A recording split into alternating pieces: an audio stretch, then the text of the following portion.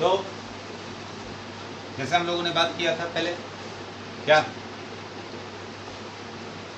कि जो हम लोगों ने पढ़ा था ना पीछे, relative lowering of vapour pressure RLVP, उसके ऊपर कुछ न्यूमेरिकल्स को लेकर, कुछ क्वेश्चंस को लेकर समझते हुए और तब अगले टॉपिक की ओर मूव कर जाएंगे। तो अच्छे से समझना न्यूमेरिकल्स को और तब जाकर बुक्स में जाना, क्वेश्चंस इस टॉपिक का निश्चित तौर पे सॉल्व हो जाएगा। बस क्वेश्चंस को पकड़ने का कि कैसे क्वेश्चंस पकड़ेंगे, कैसे क्वेश्चन क्या कह रहा है, उसको कैसे पुट करें, इस पर ध्यान देना है हम लोग को। तो पहला क्वेश्चन जो हम लोगों ने लिया है काफ़ी सिंपल है, ऐसा नहीं है कि कुछ ज़्यादा इसमें आपको ज़्यादा दिमाग को इधर उधर दौड़ाना है, बस सिंपली थॉट पकड़ना है क्वेश्चन का करना क्या है। इसी बेसिस पर एक दो क्वेश्चंस को और हम थोड़ा थोड़ा डिफरेंट करके बताएंगे, समझ लो बात। जैसे क्वेश्चन दिया हम लोगों ने कि vapour pressure VP of pure water at 298 Kelvin is 23.8 mm millimetre, जो SG पर हम लोग उसका मेजर करके निकाला है। तो 50 ग्राम of urea is dissolved in 850 gram of water. Find RLVP. Short form में लिख दिया हम लोग ने RLVP, relative lowering of vapor pressure. तो हम लोगों ने रॉल्स उसमें क्या पढ़ा था, रॉल्स के अनुसार पढ़े थे ना हम लोग, रिलेटिव लोअरिंग को बनाए थे। पहले हम लोगों ने लोअरिंग ऑफ वेपर प्रेशर निकाला था। क्या निकाला था? सिर्फ लोअरिंग। इसको अगर हटा दें यहाँ से तो लोअरिंग निकाला था क्या, P0A माइनस PA। अब इसको रिलेट किए थे किसके साथ, P0A के साथ। फिर से हम याद दिला दें, नॉट जो हम लोग जहाँ जहाँ लगाए थे P0A, दैट मीन्स क्या, प्योर सॉल्वेंट, और PA क्या था, सॉल्यूशन था। P0A प्योर सॉल्वेंट, ये क्या था आपका, सॉल्यूशन। तो यहाँ पर हम लोग रॉल्स लॉ को अप्लाई किया, P0A minus PA divided by P0A is equal to XB, X जिसको मोल फ्रैक्शन या जीटा हम लोग कहते थे। फिर B और A में हम लोगों ने बताया था आपको क्या कि B को ऑलवेज सॉल्यूट ही मानेंगे, सॉल्वेंट नहीं। क्यों सॉल्यूट मानेंगे, ये भी एक टेक्निकली बात हम लोगों ने बात की थी। तो यहाँ पर हम लोग अब देखते हैं लिखा क्या है कि vapour pressure of pure water. तो pure water that means solvent, तो हम लोगों ने क्या यूज कर लेंगे वहां पर लाकर P0A। देखेंगे आप करते हैं, प्रेशर इसका कितना दे रखा है, 23.8। 50 gram of urea is dissolved in 850 gram of water. तो फिर 50 ग्राम ऑफ यूरिया है, तो ये गिवन हो गया। अब हम पहले इसको क्या करें, चेंज कर देते हैं। उसके बाद उसको पुट करने में आपको, जैसे हम XB को चेंज करें तो मोल फ्रैक्शन HB का अगर हम लोग यहाँ चेंज करें, अगर यहाँ पर इसी का इस्तेमाल हम लोग यहाँ कर रहे हैं, तो अगर लिखे P0A minus PA divided by P0A, और XB को चेंज करें, अगर XB को चेंज करें तो क्या लिखेंगे हम लोग XB को, NB divided NA plus NB लिखेंगे। N को क्या कहते हैं, नंबर ऑफ मोल्स। तो अब नंबर ऑफ मोल्स अगर इसको अगर चेंज करते हैं, इसको भी अगर हम लोग चेंज कर दें, यहाँ पे इसको भी अगर चेंज करें, तो यहाँ हम एक बार फिर इसका यूज कर लें, तो P0A minus PA divided P0A is equal to NB को क्या लिख सकते हैं, नंबर ऑफ मोल्स में क्या होता था, given mass divided by molar mass. तो यहाँ पर करें हम लोग, तो NB को चेंज, गिवन मास को हम लोगों ने क्या किया था, WB, काफ़ी दिनों से आप जान रहे हैं इस चीज़ को, डिवाइडेड क्या लिख देंगे, MB लिखेंगे डिवाइडेड, फिर NA का यूज कर लें तो क्या लिखेंगे, WA डिवाइडेड क्या लिखाएंगे, sorry MA plus WB divided MB लिख सकते हैं। अब इसी के टर्म्स को हम लोग यहाँ पर यूज कर रहे हैं। अब फिर से क्वेश्चंस को उसको समझते हैं। तो यहाँ पर क्या दिया, क्वेश्चंस निकालने के लिए find RLVP, relative lowering of vapour pressure. और इस पूरे टर्म को ही हम लोग क्या कहते हैं, ये जो पूरा टर्म है, ये पूरा टर्म है, इसी को हम लोग क्या कहते हैं, R L B P, that means relative lowering of vapour pressure. यानी कि हमको ये पूरा टर्म निकालना ही है।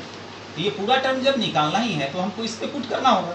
अब इस पे पुट करके देखते हैं क्या क्या दिया हुआ है।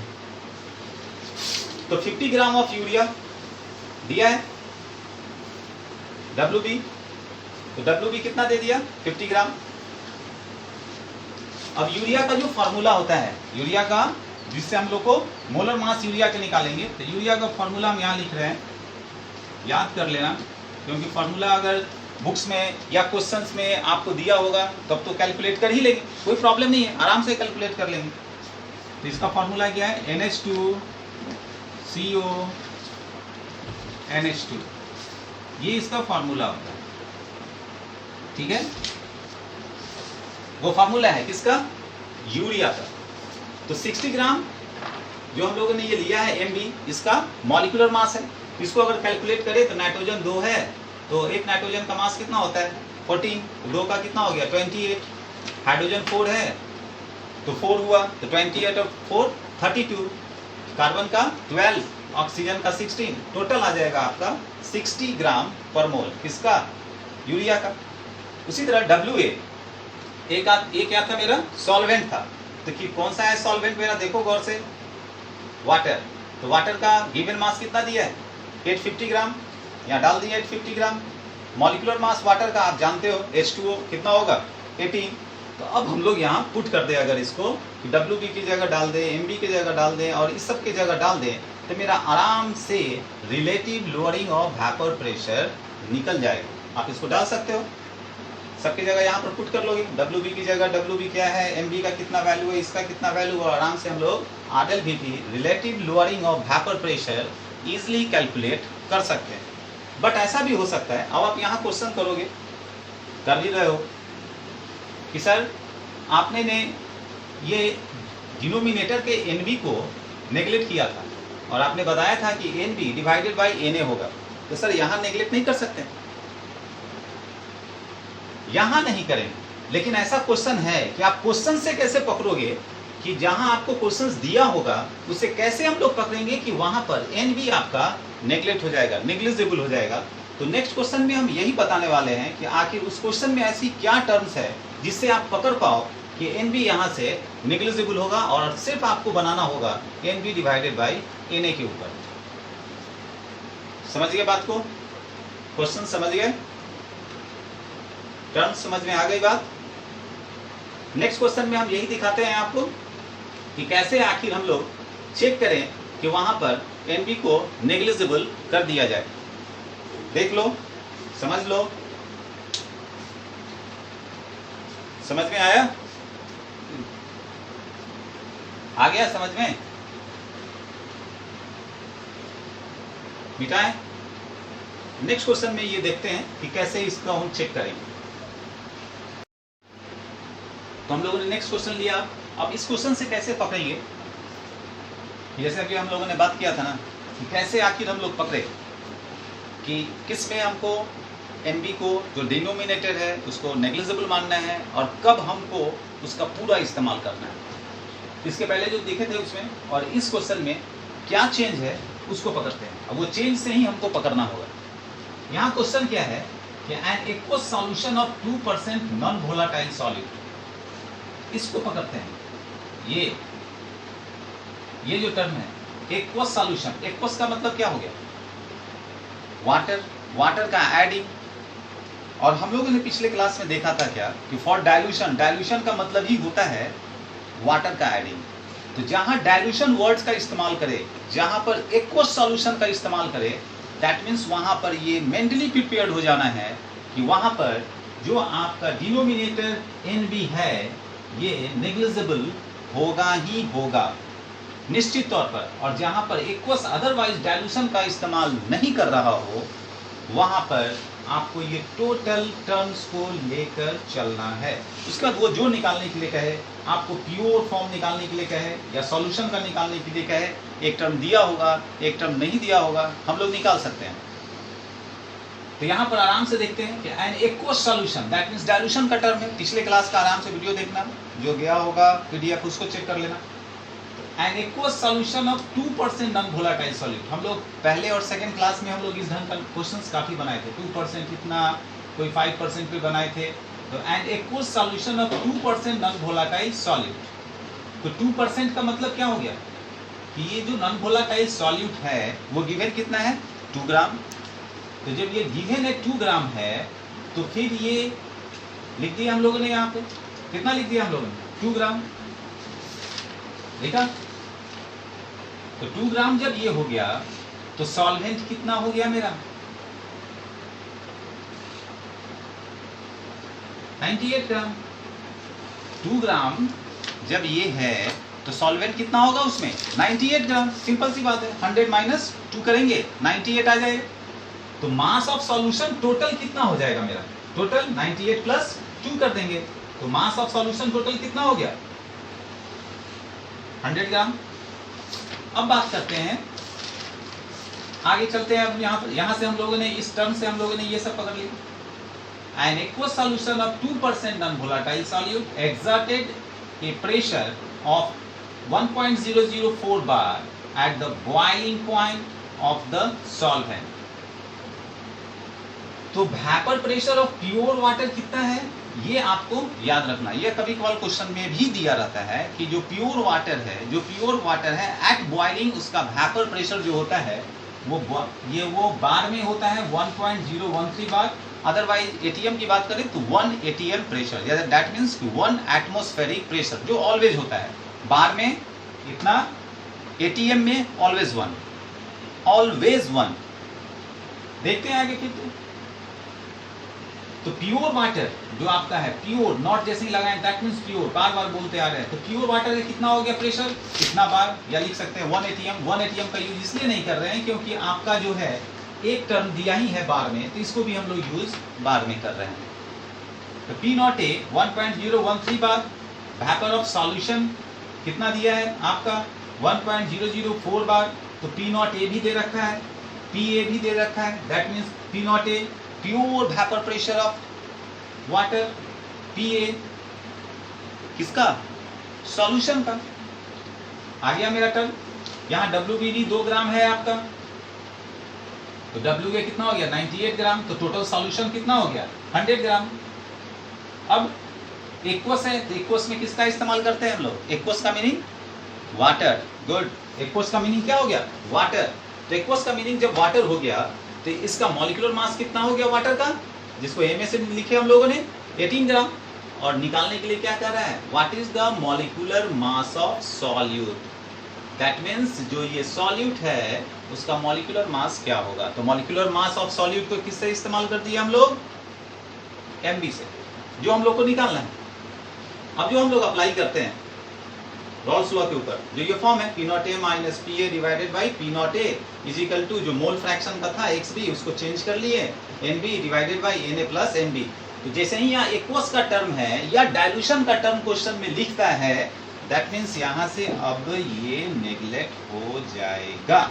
तो हमको सिर्फ इतने पे ही क्वेश्चन बनाना होगा, P0A minus PA divided by P0A is equal to NB divided by NA। अब हम इसको टर्म को फिर चेंज कर लें, आप इसके लिए आप खुद जानते हो। तो मान लो कि ये आपका है क्या, P0A minus PA divided by P0A is equal to, NB को चेंज कर दें तो क्या हो जाएगा, WB divided MB divided by NA का चेंज कर दें तो WA डिवाइडेड क्या हो जाएगा, MA। तो डिवाइड के नीचे डिवाइड है तो इसको हम लोग क्या कर सकते हैं, ऊपर ले जा सकते हैं। ये तो आप काफी दिनों से जान चुके हैं। तो अब मेरा क्या क्या टर्म दे चुका है आप खुद देख लो। WB पता है हमको, MB यही निकालना है हमको, what is the molecular mass of solute, यही तो MB निकालना है हम लोग को, जो इसको हम लोग बाहर कर लेंगे। WA दे रखा है 100 ग्राम, जो है आपका 18 वो दे रखा है। ये टर्म्स आपका पता है। अब आते हैं पी नॉट ए, जो हम लोग को प्योर वाटर है वो भी दे रखा है, पी ए भी दे रखा है। तो यहाँ से आराम से हम लोग क्या निकाल लेंगे, एमबी को बाहर कर लेंगे और इसको पुट कर सॉल्यूशन को निकाल लेंगे। कैलकुलेशन तो आप आराम से कर सकते हैं। तो कैसे हम लोग पकड़ेंगे दोनों क्वेश्चंस को, कैसे पकड़ेंगे, कब हम लोग इसका जो है फॉर्म पूरा लेकर चलेंगे और कब इसका जो है हम लोग एनबी को नेग्लेक्ट कर देंगे, नेग्लिजिबल कर देंगे। तो जब एक्वस सॉल्यूशन क्वेश्चन में नहीं है, फिर बोल रहे हैं अगर एक्वस सॉल्यूशन क्वेश्चन में नहीं दिया हो, डाइल्यूशन का टर्म नहीं दिया हो, तो हम लोग इसका पूरा टर्म इस्तेमाल करेंगे। अदरवाइज अगर एक्वस का सॉल्व दिया हो टर्म, डाइल्यूशन का टर्म दिया हो, तो वहां पर एनबी को नेग्लिजिबल करके चलेंगे। समझे बात को? अब इसके ऊपर पुट कर लोगे और एमबी को बाहर कर कैलकुलेट कर आंसर निकालोगे। हो गया? मिटा दें। अब हम लोग नेक्स्ट टॉपिक जो है आपका, जो हम लोग बात किए थे उसके अनुसार चल रहे हैं। तो नेक्स्ट टॉपिक है आपका क्या, एलिवेशन ऑफ बॉइलिंग पॉइंट। अब वो देखते हैं, इस पे क्वेश्चंस बनाना बनेगा और निश्चित ही बनेगा। तो पीछे जो न्यूमेरिकल्स हम लोगों ने बात किया है, उम्मीद करते हैं कि उस पर आप ट्राई करोगे तो अच्छे से और आराम से बन जाएगा, इसमें कहीं से प्रॉब्लम नहीं है। बस यही है, कैलकुलेशन अच्छे से करना। अब नेक्स्ट टॉपिक जो हम लोग लेके चल रहे हैं, एलिवेशन ऑफ बॉइलिंग पॉइंट, जो कॉलिगेटिव प्रॉपर्टीज का है। एलिवेशन ऑफ बॉइलिंग पॉइंट, जिसको हम लोग डेल टी से डिनोट करते हैं। Del that is called change, boiling है टेम्परेचर का यूज किए, और बी का मतलब इसलिए क्योंकि बॉइलिंग पॉइंट है, तो डेल टी भी यूज किए। उसी तरह एक कंटेनर जैसे हम लोग बार बार जो इस्तेमाल करते हैं कि ये आपका वाटर है, प्योर वाटर, जिसका बॉइलिंग पॉइंट हम लोग जानते हैं कितना होता है, 100 डिग्री सेल्सियस। अब यहाँ पर एक चीज जान लो कि ये जब मान लो कि अगर वेपोराइज्ड करेगा, प्योर वाटर इवेपोरेट करेगा, तो ये जो सॉल्वेंट हम लोगों ने लिया, तो यहाँ पर जो वेपर प्रेशर निकलेगा, वेपर प्रेशर जो निकलेगा इसका टोटल मॉलिक्यूल्स का जो वेपर प्रेशर ऊपर की ओर जो निकलेगा, अगर ऊपर से एटमॉस्फेरिक का प्रेशर अगर न लगे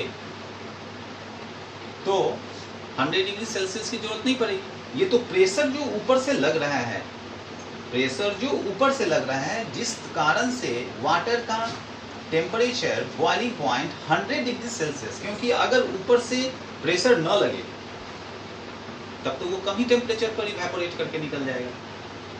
दैट मीन्स कहने का मतलब क्या है कि एटमॉस्फेरिक का प्रेशर और इस वाटर का प्रेशर जो है वेपर का, वो दोनों एक समय जाकर क्या हो जाता है, इक्वल हो जाता है। और जब उससे ज्यादा वेपर प्रेशर आना शुरू होता है, किससे, एटमॉस्फेरिक के वेपर प्रेशर से ज्यादा होने लगता है, तब वेपर दिखता है कि वो बाहर की ओर निकल गया।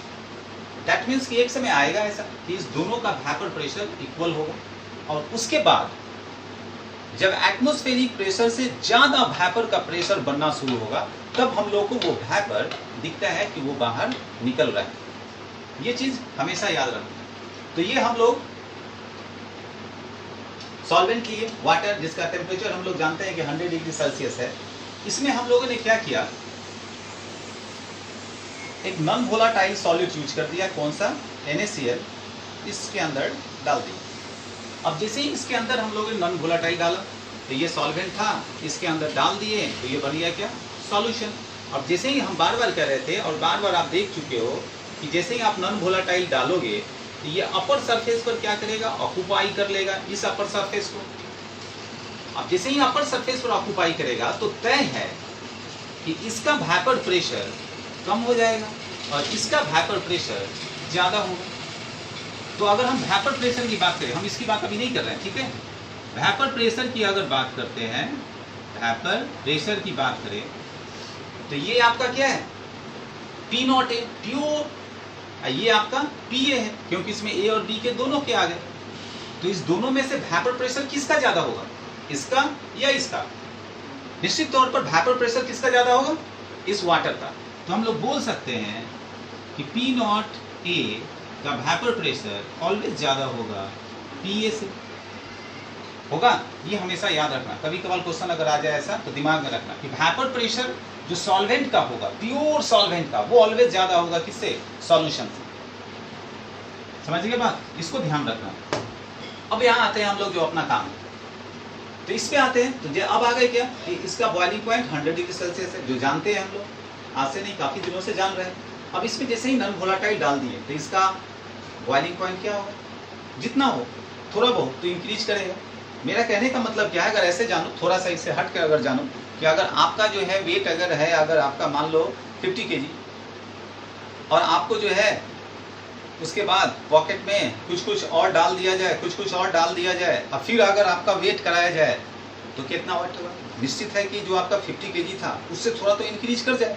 तो जब आपको कुछ डाल दिया गया आपके अंदर, आपके पॉकेट के अंदर या किसी अंदर अगर डाल दिया जाए तो आपका क्या होगा, एक मिक्सचर बन गया, mixture that is called solution.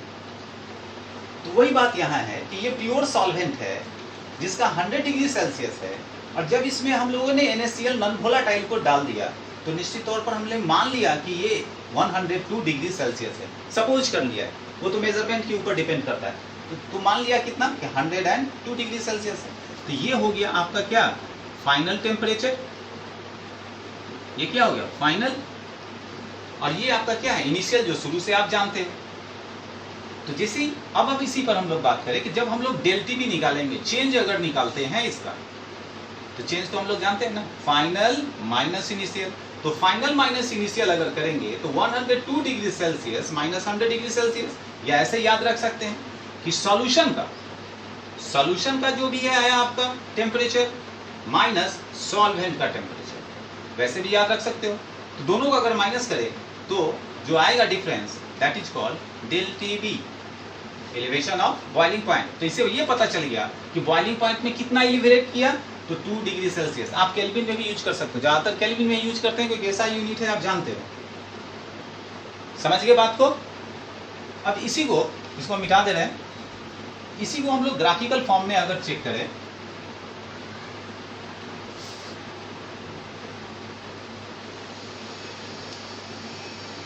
एक मिनट, हाँ, इसी को ग्राफिकल फॉर्म में अगर चेंज करते हैं तो हम यहाँ कर देते हैं वेपर प्रेशर और यहाँ डाल देते हैं क्या, टेम्परेचर। तो अब गौर से देखो, बॉइलिंग पॉइंट किस में ज्यादा लग रहा है, सॉल्यूशन में ज्यादा लग रहा है, क्या है, जितना भी ज्यादा हो, देख रहे हो। अब वेपर प्रेशर को आप टेम्परेचर के साथ देख रहे हैं, ग्राफिकल रिप्रेजेंटेशन में अगर हम इसी को देखें तो वेपर प्रेशर किसका ज्यादा हो रहा है, गौर से देखें किसका ज्यादा। तो पहले हम लोग ने यहाँ एक ग्राफ मान लो, यहाँ से हम लोग ने यूं खींचा, आया नहीं, ये किसका है, सॉल्वेंट का, हम लोग डाल देते हैं सॉल्वेंट।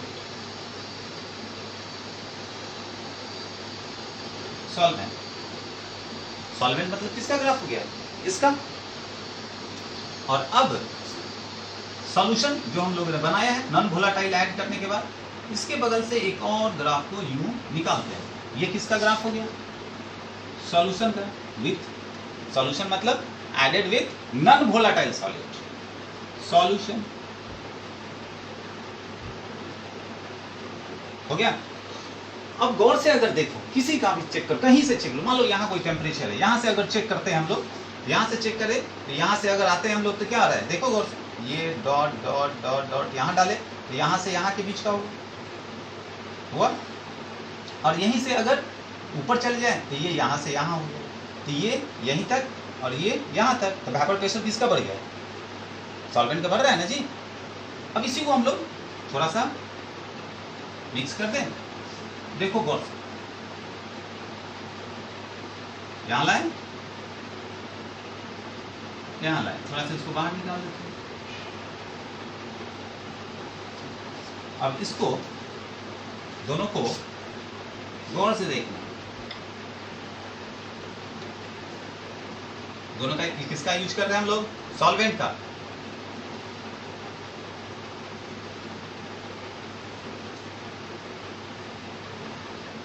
यहाँ लाए इसका,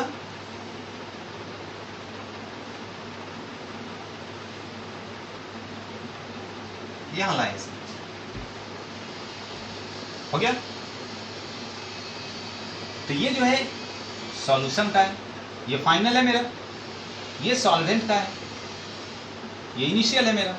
तो अगर हम यहाँ पर लिख दें T1, या बहुत जगह TB नॉट से भी यूज करते हैं, TB से भी यूज करते हैं, तो T1 कर दे और इसको कर दे T2, यानी कि TD नॉट कर दे या TD करके उस तरह से आप निकाल सकते हैं। तो अब डेल टी बी जैसे यहाँ से हम लोग अगर निकालेंगे, डेल टी बी अगर निकाले यहाँ पर, ये T1 या T2 है, तो ये क्या हो गया फाइनल किसका, ये हो गया इनिशियल। तो इस दोनों के बीच का जो डिफरेंस आता है, इस दोनों के बीच का जो डिफरेंस आएगा that is called del T B.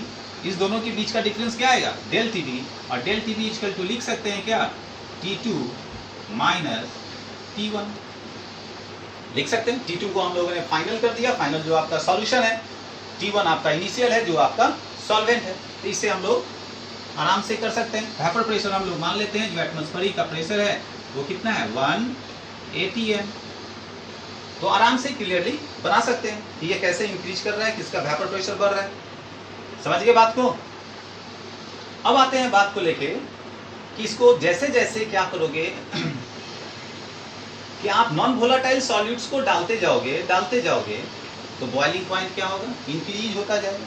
और जैसे ही नंबर ऑफ मोल्स का पार्टिकल्स का डालते जाएंगे हम लोग, तो उसकी मोलालिटी भी बढ़ जाती है।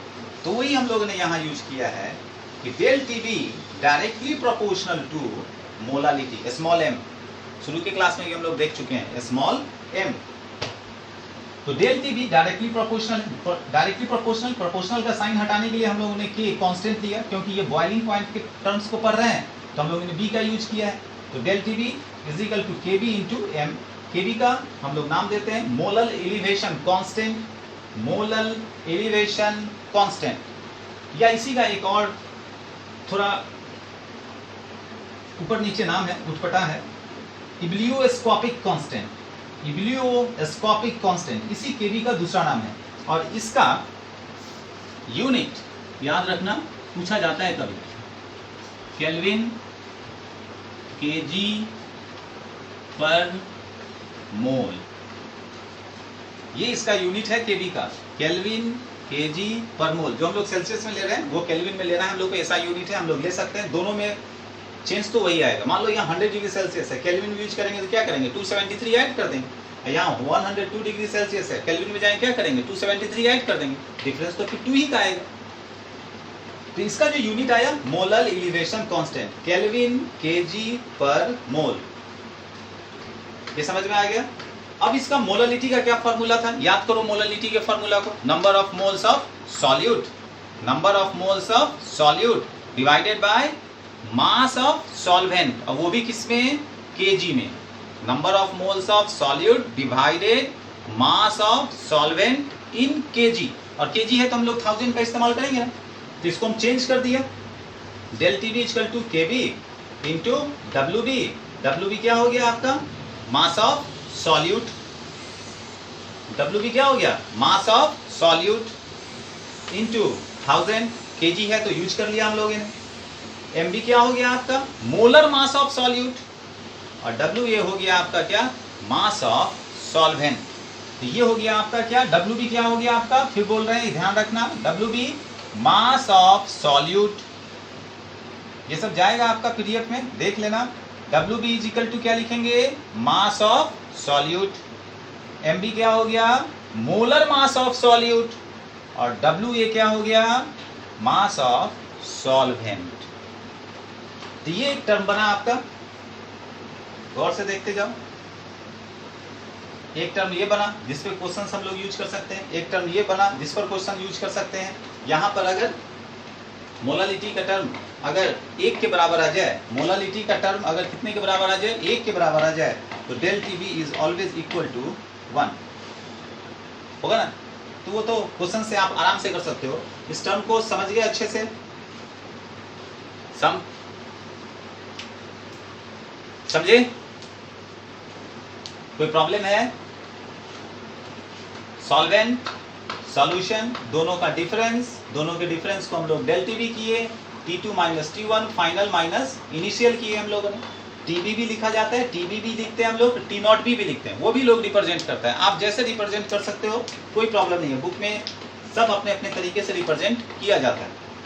इसका यूनिट याद रखेंगे हम लोग, ये फॉर्म याद रखेंगे, और याद रखेंगे कि अगर हम लोग सॉल्यूट को डालेंगे सॉल्वेंट के अंदर तो निश्चित तौर पे उसका बॉइलिंग पॉइंट इंक्रीज करेगा। तो एलिवेशन ऑफ बॉइलिंग पॉइंट फिर किसके ऊपर डिपेंड कर गया? सॉल्यूट पार्टिकल्स के ऊपर। That is called elevation of boiling point भी एक कॉलिगेटिव प्रॉपर्टीज को शो करता है। Okay okay fine. Next class में हम लोग इसका न्यूमेरिकल्स देखेंगे।